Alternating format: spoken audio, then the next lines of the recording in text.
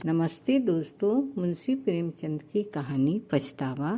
पंडित दुर्गानाथ जब कॉलेज से निकले तो उन्हें जीवन निर्वाह की चिंता उपस्थित हुई। वे दयालु और धार्मिक थे।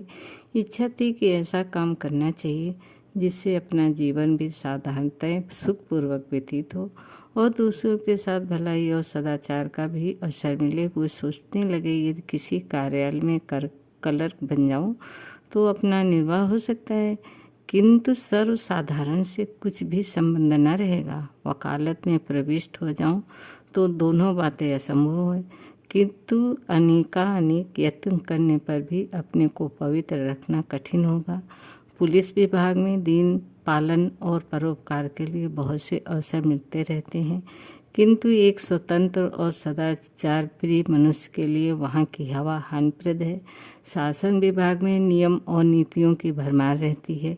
कितना ही चाहो पर वहाँ कड़ाई और डांट डपट से बचे रहना असंभव है।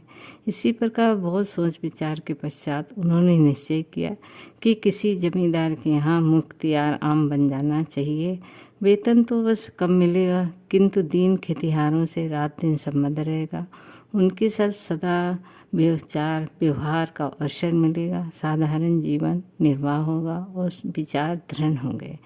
कुंवर विशाल सिंह जी एक संपत्तिशाली जमींदार थे। पंडित दुर्गानाथ ने उनके पास जाकर प्रार्थना की कि मुझे भी अपनी सेवा में रखकर कृतार्थ कीजिए। कुंवर साहब ने उन्हें सिर से पांव तक देखा और कहा, पंडित जी, आपको अपने यहाँ रखने में मुझे बड़ी प्रसन्नता होगी, किंतु आपके योग्य यहाँ कोई स्थान नहीं देख पड़ता।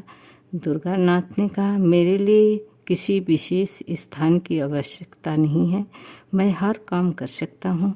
वेतन आप जो कुछ प्रसन्नता पूर्वक देंगे मैं स्वीकार करूँगा। मैंने तो ये संकल्प कर लिया है कि सिवा किसी रईस के और किसी की नौकरी न करूँगा। कुंवर विशाल सिंह ने अभिमान से कहा, रईस की नौकरी नहीं है, राज है। मैं अपने चपरासियों को 2 रुपये माहवार देता हूँ और वे तंजेब के अंगरखे पहन कर निकलते हैं। उनके दरवाज़ों पर घोड़े बंधे हुए हैं। मेरे करिंदे 5 रुपये से अधिक नहीं पाते, किंतु शादी ब्याह वकीलों के यहाँ करते हैं। ना जाने उनकी कमाई में क्या बरकत होती है। बरसों तनख्वाह का हिसाब नहीं करते। कितने ऐसे हैं जो बिना तनख्वाह के ही करिंदगी या चपरासीगिरी को तैयार बैठे हैं, परंतु अपना ये नियम नहीं है। समझ लीजिए, मुख्तियाराम आपके इलाके में एक बड़ी जमींदार से अधिक रोब रखता है। उसका ठाट बाट और उसकी हुकूमत छोटे छोटे राजाओं से कम नहीं है। जिसे इस नौकरी का चस्का लग गया है, उसके सामने तहसीलदारी झूठी है। पंडित दुर्गानाथ ने कुंवर साहब की बातों का समर्थन किया, जैसा कि करना उनकी सभ्यता अनुसार उचित था। वे दुनियादारी में अभी कच्चे थे। बोले, मुझे अब तक किसी रईस की नौकरी का चस्का नहीं लगा है। मैं तो अभी कॉलेज से निकल कर आता हूँ और न ही मैं इन कारणों से नौकरी करना चाहता हूँ जिनका कि आपने वर्णन किया है, किंतु इतने कम वेतन में मेरा निर्वाह न होगा। आपके और नौकर आसामियों का गला दबाते होंगे। मुझसे मरते समय ऐसे कारण होंगे। यह सच्चे नौकर का सम्मान होगा तो निश्चय है, तो मुझे विश्वास है कि बहुत शीघ्र ही आप मुझसे प्रसन्न हो जाएंगे। कुंवर साहब ने बड़ी दृढ़ता से कहा, हाँ, ये तो निश्चय है कि सत्यवादी मनुष्य का आदर सब कहीं होता है, किंतु मेरे यहाँ तनख्वाह अधिक नहीं दी जाती। जमींदार के इस प्रतिष्ठा शून्य उत्तर को सुनकर पंडित जी कुछ खिन्न हृदय से बोले, तो फिर मजबूरी है। मेरे द्वारा इस समय कुछ कष्ट आपको हो तो क्षमा कीजिएगा, किंतु मैं आपसे कह सकता हूँ, ईमानदार आदमी आपको सस्ता न मिलेगा। कुंवर साहब ने मन में सोचा कि मेरे यहाँ सदा अदालत कचहरी लगी ही रहती है। सैकड़ों रुपये तो डिग्री और ताबीज़ों तथा और अंग्रेजी कागजों के अनुवाद में लग जाते हैं। एक अंग्रेजी का पूर्ण पंडित सहज ही में मिल रहा है, सो भी अधिक तनख्वाह नहीं देनी पड़ेगी। इसे रख लेना ही उचित है। लेकिन पंडित जी की बात का उत्तर देना अवश्य था। अतः कहा, महाशय, सत्यवादी मनुष्य को कितना ही कम वेतन दिया जाए, वो सत्य को न छोड़ेगा और न ही अधिक वेतन पाने से बेईमानी सच्चा बन सकता है। सच्चाई का रुपये से कुछ संबंध नहीं। मैं ईमानदार कुली देखने हैं और बेईमानी बड़े बड़े धनगण पुरुष, परंतु अच्छा आप एक सज्जन पुरुष हैं। आप मेरे यहाँ प्रसन्नता पूर्वक रहिए। मैं आपको इस इलाके का अधिकारी बना दूंगा। आपका काम देखकर तरक्की भी कर दूंगा। दुर्गानाथ जी ने 20 रुपये मासिक पर रहना स्वीकार कर लिया। यहाँ से कोई 2.5 मील पर कई गांव का एक इलाका चांदपारा के नाम से विख्यात था। पंडित जी इसी इलाके के करिंदे नियत हुए। पंडित दुर्गानाथ ने चांदपारा के इलाके में पहुंचकर अपने निवास स्थान को देखा तो उन्होंने कुंवर साहब के कथन को बिल्कुल सत्य पाया। यथार्थ में रियासत की नौकरी सुख संपत्ति का घर है। रहने के लिए सुंदर बंगला जिसमें बहुमूल बिछौना बिछा हुआ था। सैकड़ों बीघे की सीर, कई नौकर चाकर, कितनी ही चपरासी, सवारी के लिए एक सुंदर टांगन, सुख ठाट बाट के सारे सामान उपस्थित थे। किंतु इस प्रकार की सजावट और विशालता की सामग्री देखकर उन्हें उतनी प्रसन्नता न हुई, क्योंकि इसी सजे हुए बंगले के चारों ओर किसानों के झोपड़े थे। फूस के घरों में मिट्टी के बर्तनों के सिवा और सामान ही क्या था। वहाँ के लोगों में ये बंगला कोट के नाम से विख्यात था। लड़के उसे भय की दृष्टि से देखते। उसके चबूतरे पर पैर रखने का उन्हें साहस न पड़ता। इस दीनता के बीच में इतना बड़ा ऐश्वर्य युक्त दृश्य उनके लिए अत्यंत हृदय विदारक था। किसानों की ये दशा थी कि सामने आते हुए थरथर कांपते थे। चपरासी लोग उनसे ऐसा बर्ताव करते थे कि पशुओं के साथ भी वैसा नहीं होता। पहले ही दिन कई सौ किसानों ने पंडित जी को अनेक प्रकार के पदार्थ भेंट के रूप में उपस्थित किए, किंतु जब वे सब लौटा दिए गए तो उन्हें बहुत आश्चर्य हुआ। किसान प्रसन्न हुए, किंतु चपरासियों का रक्त उबलने लगा। नाई और कहा, खिदमत को आए किंतु लौटा दिए जाएं। हीरों के घरों से दूध से भरा हुआ मटका आया, वो भी वापस हुआ। तमोली एक डोली पान लेकर आया, वो भी वापस हुआ, स्वीकार न हुआ। असामी आपस में कहने लगे, कोई धर्मात्मा पुरुष आए हैं। परंतु चपरासियों को तो ये नई बातें असहनीय हो गई। उन्होंने कहा, हुजूर, अगर आपको ये चीज़ें पसंद न हो तो न लें, मगर रस्म तो न मिटाएं। अगर कोई दूसरा आदमी यहाँ आएगा उसे नए सिरे से ये रस्म बांधने में कितनी दिक्कत होगी। ये सब सुनकर पंडित जी ने केवल वही उत्तर दिया, जिसके सिर पर पड़ेगा वो भुगतेगा। मुझे इसकी चिंता करने की क्या आवश्यकता। एक चपरासी ने साहस बांध कर कहा, इस असामियों को आप जितना गरीब समझते हैं उतने गरीब ये नहीं हैं। उनका ढंग ही ऐसा है, भेष बनाए रखते हैं। देखने में ऐसे सीधे साधे मानो बेसिंग की गाय हैं, लेकिन सच मानिए इनमें एक एक आदमी हाई कोर्ट का वकील है। चपरासियों की इस बात विवधा का प्रभाव पंडित जी पर कुछ न हुआ। उन्होंने प्रत्येक गृहस्थ से दयालुता और भाईचारे का आचरण करना प्रारंभ किया। सवेरे से 8 बजे तक वो गरीबों को बिना दाम औषधि देते, फिर हिसाब किताब का काम देखते। उनके सदाचारण से असामियों को मोह लिया। माल गुजारी का रुपया, जिनके लिए प्रति वर्ष कुर्की तथा नीलामी की आवश्यकता होती थी, इस वर्ष एक इशारे पर वसूल हो गया। किसानों ने अपने भाग्य सराहे और वो मानने लगे हमारे सरकार की दिनों दिन बढ़ती हो। कुंवर विशाल सिंह अपनी प्रजा के पालन पोषण पर बहुत ध्यान रखते थे। वे बीज के लिए अनाज देते और मजूरी और बैलों के लिए रुपया। फसल काटने पर 1 का 1.5 वसूल कर लेते। चांदपारा के कितने ही असामी इनके ऋणी थे। चैत का महीना था, फसल कट कर खलिहानों में आ रही थी। खलिहानों में से कुछ अनाज घर में आने लगा। इसी अवसर पर कुंवर साहब ने चांदपारा को बुलाया और कहा, हमारा अनाज और रुपये बेबाक कर दो। ये चैत का महीना है, जब तक कड़ाई न की जाए तुम लोग डकार नहीं लेते। इस तरह काम नहीं चलेगा। बूढ़े मालूक ने कहा, सरकार भला, असामी कभी अपने मालिक से बेबाक हो सकता है। कुछ अभी ले लिया जाए, कुछ फिर दे देंगे। हमारी गर्दन तो सरकार की मुट्ठी में है। कुंवर साहब आज कौड़ी कौड़ी चुका कर यहाँ से उठने न पाओगे। तुम लोग हमेशा इसी तरह हीला हवाला किया करते हो। मालू बिने के साथ हमारा पेट है, सरकार की रोटियां हैं, हमको और क्या चाहिए। जो कुछ उपज है वो सब सरकार की ही है। कुंवर साहब ने मालूक की ये वाचलता सही नहीं गई। उसे इस पर क्रोध आ गया। राजा रईस ठहरे। उन्होंने बहुत कुछ खरी खोटी सुनाई और कहा, कोई है जरा इस बुढ़े का कान तो गर्म करो, ये बहुत बढ़ चढ़ कर बातें करता है। उन्होंने तो कदाचित धमकाने की इच्छा से कहा, किंतु चपरासी कादिर खान ने लपक कर बूढ़े की गर्दन पकड़ी और ऐसा धक्का दिया कि बेचारा जमीन पर जा गिरा। मालूका के 2 जवान बेटे वहाँ चुपचाप खड़े थे। बाप की ऐसी दशा देखकर उनका रक्त गर्म उठा। वे दोनों झपटे और कादिर खां पर टूट पड़े। धमाधम सुनाई देने पड़ा। खां साहब का पानी उतर गया। सापा आलम जा गिरा। अचकन के 2 टुकड़े हो गए, किंतु जबान चलती रही। मालूका ने देखा बात बिगड़ी।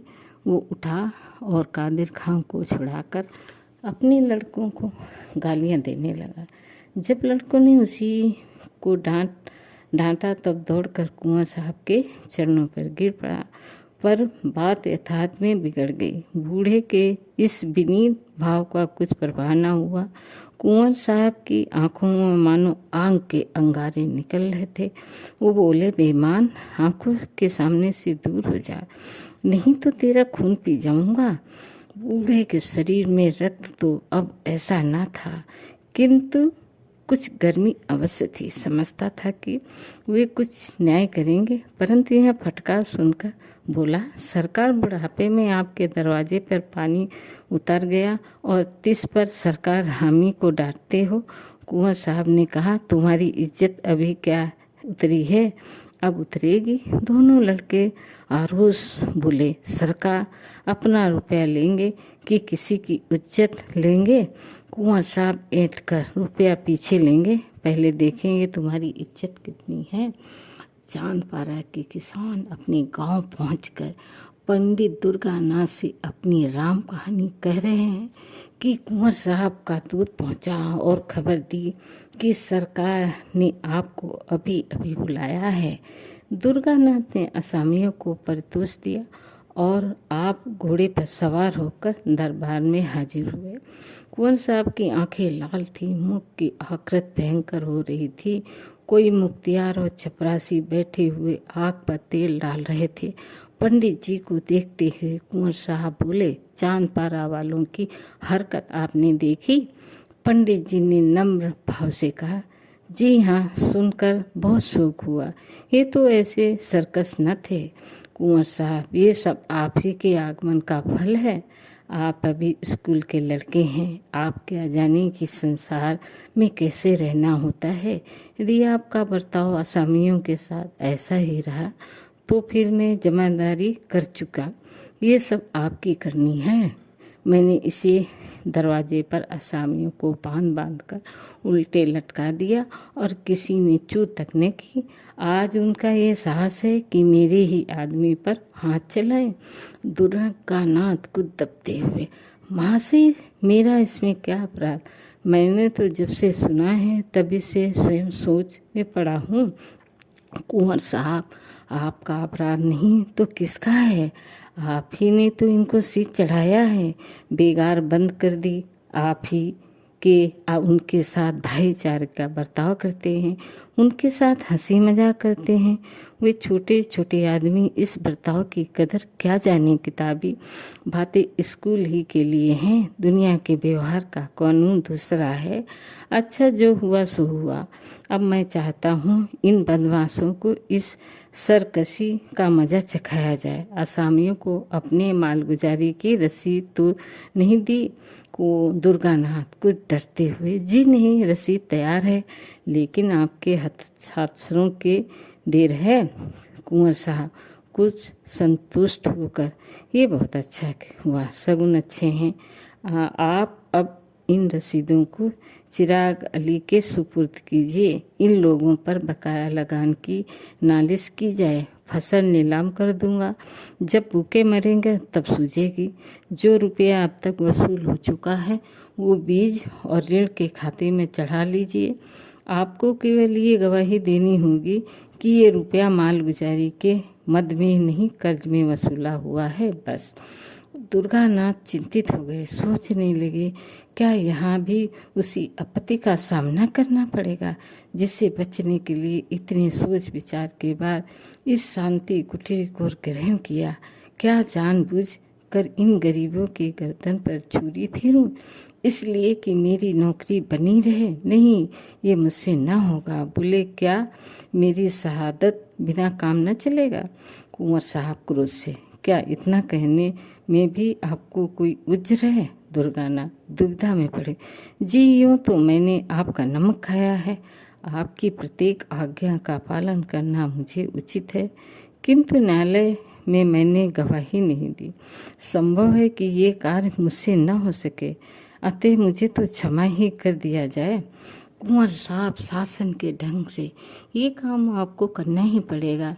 इसमें हाँ नहीं की कोई आवश्यकता नहीं है। आग आपने लगाई है, बुझाएगा कौन? दुर्गानाथ दृढ़ता से, मैं झूठ कदापि नहीं बोल सकता हूँ, न इस प्रकार की शहादत दे सकता हूँ। कुंवर साहब कोमल शब्द, कृपा निदान, ये झूठ नहीं है। मैंने झूठ का व्यापार नहीं किया है। मैं ये नहीं कहता हूँ कि आप रुपये का वसूल होना आविष्कार कर लीजिए। जब आसामी मेरी ऋण है तो मुझे अधिकार है, चाहे रुपया ऋण की मद में वसूल करूं या मालगुजारी की मद में। यदि इतनी सी बात को आप झूठ समझते हैं तो मैं आपकी ज़बरदस्ती है, तभी आपने संसार देखा ही नहीं। ऐसी सच्चाई के लिए संसार में स्थान नहीं। आप मेरे यहाँ नौकरी कर रहे हैं, इस सेवक धर्म का पर विचार कीजिए। आप शिक्षित और होनहार पुरुष हैं। अभी आपको संसार में बहुत दिन तक रहना है और बहुत काम करना है। अभी से आप ये धर्म और सत्यता धारण करेंगे तो अपने जीवन में आपको विपत्ति और निराशा के सिवा कुछ नहीं प्राप्त होगा। सत्य प्रियता अवश्य उत्तम वस्तु है, किंतु उसकी भी सीमा है। अति सर्ववर्जित है। अब अधिक सोच विचार की आवश्यकता नहीं है। ये अवसर ऐसा ही है। कुंवर साहब पुराने खुर्रट थे। इस फैकनेत से युवा खिलाड़ी हार गए। इस घटना के तीसरे दिन चांदपारा के आसामियों पर बकाया लगान की नालिश हुई। सम्मान आए, घर घर उदासी छा गई। सम्मान क्या थे? यम के दूत थे। देवी देवताओं की मिन्नतें होने लगी। स्त्रियां अपने घर वालों को कोसने लगी। पुरुष अपने भाग्य को नियत तारीख के दिन गांव के गंवार कंधे पर लोटा और डोर रखे, अंगूछों में चबेना बांधे कचहरी को चले। सैकड़ों स्त्रियां और बालक रोते हुए उनके पीछे पीछे जाते थे, मानो अब वे फिर उनसे न मिलेंगे। पंडित दुर्गानाथ के 3 दिन कठिन परीक्षा के थे। एक और कुंवर साहब की प्रभावशालीता बातें, दूसरी ओर किसानों की हाय है। परंतु विचार सागर में 3 दिन निमग्न रहने के पश्चात उन्होंने धरती का सहारा मिल गया। उनकी आत्मा ने कहा, ये पहली परीक्षा है, यदि इसमें अनुत्तीर्ण रहे तो फिर आध्यात्मिक दुर्बलता ही हाथ रह जाएगी। निदान निश्चित हो गया कि मैं अपने लाभ के लिए इतने गरीबों को हानि न पहुंचाऊंगा। 10 बजे दिन का समय था। न्यायालय के सामने मेला सा लगा हुआ था। जहाँ तहाँ श्याम वस्त्र स्वच्छित देवताओं की पूजा हो रही थी। चांदपारा के किसान झुंड के झुंड एक पेड़ के नीचे आकर बैठे। उनमें से कुछ दूर पर कुंवर साहब के मुख्तियार, आम सिपाही और गवाहों की भीड़ थी। ये लोग अत्यंत विनोद में थे। जिस प्रकार मछलियाँ पानी में पहुंचकर कोकले करती हैं, उसी भांति ये लोग भी आनंद में चूर थे। कोई पान खा रहा, कोई हलवाई की दुकान से पूड़ियों के पत्तल लिए चला आ रहा। उधर बेचारे किसान पेड़ के नीचे चुपचाप उदास बैठे थे कि आज न जाने कि क्या होगा, कौन आफत आएगी। भगवान का भरोसा है। मुकदमे की पेशी हुई। कुंवर साहब की ओर से गवाह गवाही देने लगे। असामी बड़े सर्कस हैं, जब लगान मांगा जाता है तो लड़ाई झगड़े पर तैयार हो जाते हैं। अब की इन्होंने एक कौड़ी भी न दी। कादर खान ने रो रखकर अपने सिर की चोट दिखाई। सबसे पीछे पंडित दुर्गानाथ की पुकार हुई। उन्हीं के बयान पर निपटारा होना था। वकील साहब ने उन्हें खूब तोते की बात पढ़ा रखा था, किंतु उनके मुख से पहला वाक्य निकला ही था कि मजिस्ट्रेट ने उनकी ओर तीव्र दृष्टि से देखा। वकील साहब बगले झांकने लगे। मुख्तियार आम ने उनकी ओर गौर कर देखा। अहलतमंद पेशेकार यदि आपके सब उनकी ओर आश्चर्य की दृष्टि से देखने लगे। न्यायाधीश ने तीव्र स्वर से कहा, तुम जानते हो कि मजिस्ट्रेट के सामने खड़े हो? दुर्गानाथ दृढ़तापूर्वक, जी हाँ, भली भांति जानता हूँ। न्याय तुम्हारे ऊपर असत्य भाषण का अभियोग लगाया जा सकता है? दुर्गानाथ, अवश्य, यदि मेरा कथन झूठा हो। वकील ने कहा, जान पड़ता है किसानों के दूध की और भेंट आंट से ये काया पलट कर दी है। और न्यायाधीश की ओर सार्थक दृष्टि से देखा। दुर्गानाथ को इन वस्तुओं का अधिक तजुर्बा होगा। मुझे तो अपनी सूखी रोटियां ही अधिक प्यारी है। न्यायाधीश, तो इस असामियों से सब रुपये बेबाक कर दिया है? दुर्गानाथ, जी हाँ, इनके जिम्मे लगान की एक कौड़ी भी बाकी नहीं है। न्यायाधीश, रसीदें क्यों नहीं दी? दुर्गानाथ, मेरे मालिक की आज्ञा। मजिस्ट्रेट ने नाले से डिसमिस कर दिया। कुंवर साहब को ज्यों ही इस पराजय की खबर मिली, उनके कोप की मात्रा सीमा से बाहर हो गई। उन्होंने पंडित दुर्गानाथ को सैकड़ों कुवाक्य कहे। नमक हराम, विश्वासघाती दुष्ट, मैंने उसका कितना आदर किया, किंतु कुत्ते की पूंछ कभी सीधी हो सकती है? अंत में विश्वासघात ही कर गया। ये अच्छा हुआ कि पंडित दुर्गानाथ मजिस्ट्रेट का फैसला सुनते ही मुख्तियार आम को कुंजियाँ और कागज पत्र सुपुर्द कर चलते हुए, नहीं तो उन्हें इस कार्य के फल में कुछ दिन और हल्दी और गुड़ पीने की आवश्यकता पड़ती। कुंवर साहब का लेन देन विशेष अधिक था। चांदपारा में बहुत बड़ा इलाका था। वहाँ के असामियों पर कई सौ रुपये बाकी थे। उन्हें विश्वास हो गया अब रुपया डूब जाएगा, वसूल होने की कोई आशा नहीं। इस पंडित ने असामियों को बिल्कुल बिगाड़ दिया। अब उन्हें मेरा क्या डर? अपने करिंदों और मंत्रियों से संपत्ति ली। उन्होंने भी यही कहा, जब वसूल होने की कोई सूरत नहीं, कागजात न्यायालय में पेश किए जाएं तो इनकम टैक्स लग जाएगा, किंतु रुपया वसूल होना कठिन है। उजरदारियों होगी, कहीं शाम में कोई भूल निकल आई तो रही सही साग भी जाती रहेगी, दूसरे इलाकों का रुपया भी मारा जाएगा। दूसरे दिन कुंवर साहब पूजा पाठ से निश्चित हो अपने चौपाल में बैठे तो क्या देखते हैं, चांदपारा के आसामी झुंड के झुंड चले आ रहे हैं। उन्हें ये देखकर भय हुआ कि कहीं ये सब कुछ उपद्रव तो न करेंगे, किंतु किसी के हाथ में एक छड़ी तक न थी। मालूक आगे आगे आता था, उनसे दूर ही से झुककर वंदना की। ठाकुर साहब को ऐसा आश्चर्य हुआ मानो वो कोई स्वप्न देख रहे हों। मालूका ने सामने आकर विनय पूर्वक कहा, सरकार, हम लोगों से कुछ भूल चूक हुई हो उसे क्षमा किया जाए। हम लोग सब हुजूर के चाकर हैं। सरकार ने आपको पाल पोसा है, अब भी हमारे ऊपर यही निगाह रहे। कुंवर साहब का उत्साह बढ़ा, समझे कि पंडित के चले जाने से इन सबों के होश ठिकाने हुए हैं, आज इनका सहारा लेंगे। उसी खुटरट ने इन सबों को बहका दिया। कड़क कर बोले, वे तुम्हारे सहायक पंडित कहाँ गए? वे आ जाते तो जरा उनकी खबर ली जाती। ये सुनकर मालूका की आंखों भर आई। और वो बोला, सरकार उनको कुछ न कहे, वे आदमी नहीं देवता थे। जवानी की सौगंध जो उन्होंने आपकी कोई निंदा की हो। वो बेचारे तो हम लोगों को बार बार समझाते थे कि देखो, मालिक से बिगाड़ करना अच्छी बात नहीं है। हमसे कभी एक लोटा पानी के रवादार नहीं हुए। चलते चलते हमसे कहेंगे कि मालिक का जो कुछ तुम्हारे जिम्मे निकले चुका देना। आप हमारे मालिक हैं, हमने आपका बहुत खाया पिया है। अब हमारी यही विनती है सरकार कि हमारा हिसाब किताब देखकर जो कुछ हमारे ऊपर निकले बताया जाए। हम एक एक कौड़ी चुका देंगे, तब पानी पिएंगे। कुंवर साहब प्रसन्न हो गए। इन्हीं रुपयों के लिए कई बार खेत कटवाने पड़े, कितनी बार घरों में आग लगाई, अनेक बार मार पीट की, कैसे कैसे दंड दिए गए। आज ये सब आपसे आप सारा हिसाब किताब साफ करने आए हैं। ये क्या जादू है? मुख्तियाराम साहब ने कागजात खोले और असमियों ने अपनी अपनी पोटलियाँ जिसके जिनमें जितना निकला वे नाक मुँह छिलाए उतना ही द्रव्य सामने रख दिया। देखते देखते सामने रुपयों का ढेर लग गया। 600 रुपये की बात में वसूल हो गया। किसी के जिम्मे कुछ न बचा रहा। ये सत्यता और न्याय की विजय थी। कठोरता और निर्दयता से जो काम कभी न हुआ वो धर्म और न्याय से पूरा कर दिखाया। जब ये लोग मुकदमा जीत गए तभी से इनको रुपये चुकाने की धुन सवार थी।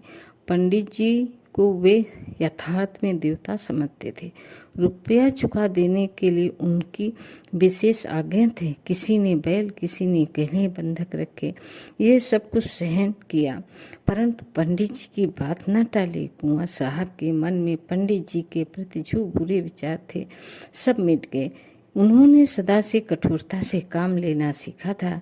उन्हीं नियमों पर वे चलते थे। न्याय तथा सत्य पर उसका विश्वास न था, किंतु आज उन्हें प्रत्यक्ष देख पड़ता था सत्यता और कोमलता में बड़ी शक्ति है। वे असामी मेरे हाथ से निकल गए थे, मैं इनका क्या बिगाड़ सकता था। अवश्य वो पंडित सच्चा और धर्मात्मा पुरुष था। उसमें दूरदर्शिता न हो, कला ज्ञान न हो, किंतु उसमें संदेह नहीं कि वो निष्प्रय और सच्चा पुरुष था।